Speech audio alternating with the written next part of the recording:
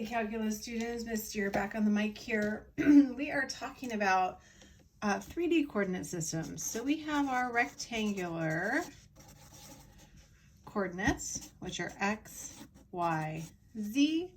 We have our cylindrical, which are r, theta, z, same z. And if we plot a point, x, y, z, this can also be expressed as x squared plus y squared equals r squared. So here's our r and here's our theta.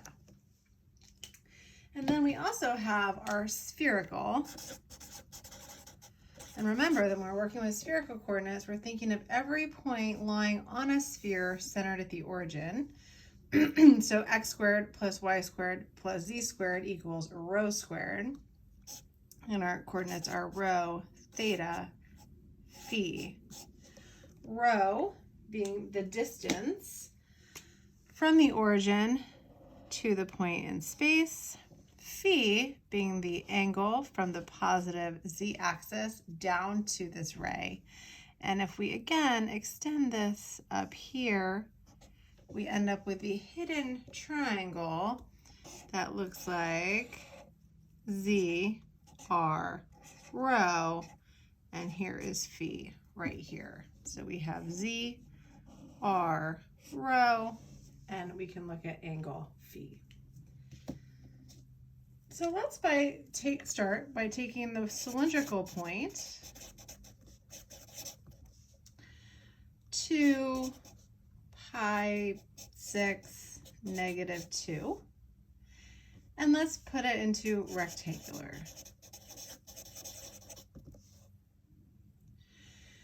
Well, the one that we get for free when we're working with rectangular coordinates is z is z. So we know this is going to end in negative 2. And if I'm just trying to convert r, theta, here's r and here's theta, into x and y, I know that I have a 1, 2 rad 3 triangle. So x is 1, y is rad 3, and again, z is negative 2.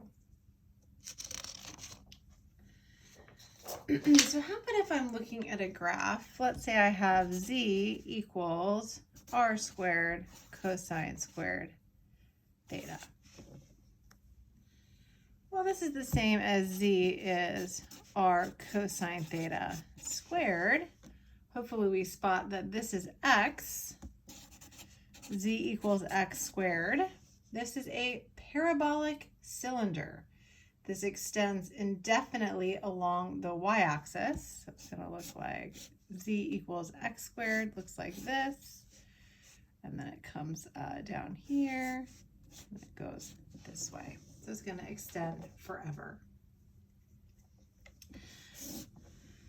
Let's look at another example. Let's start in spherical this time. Let's say that we have the point 9 pi fourths pi. And this is spherical.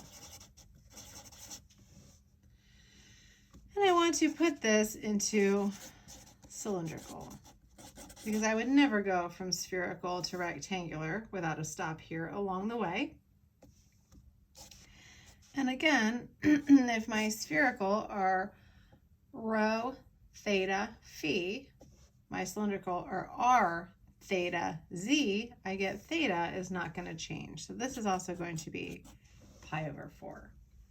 Now remember that phi is the distance from the positive z-axis down to my point. So if my phi value is pi, I know that this point lies on the negative z-axis. So which means that my r value is 0. I haven't gone anywhere. And then this distance becomes negative 9. So I go out. It doesn't actually matter that I went out because I'm on the z-axis. If I then want to make this rectangular,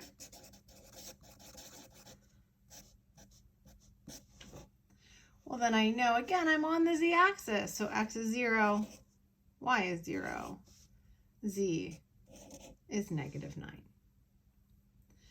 So let's try sketching, or let's try converting one.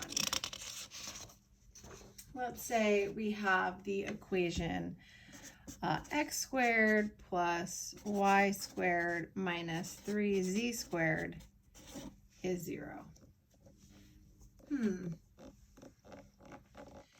Now I know that x squared plus y squared plus z squared equals rho squared. So let's go ahead and convert this rectangular to a spherical. So if I want to have x squared, y squared, and z squared on one side, I'm going to have to add 4z squared to both sides. So x squared plus y squared plus z squared equals 4z squared.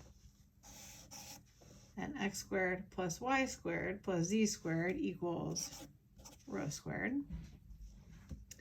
And if I look at my magical triangle that has phi, z, r, and rho, I know that z squared is 4 times z squared, which is rho squared cosine squared phi, rho squared cosine squared phi.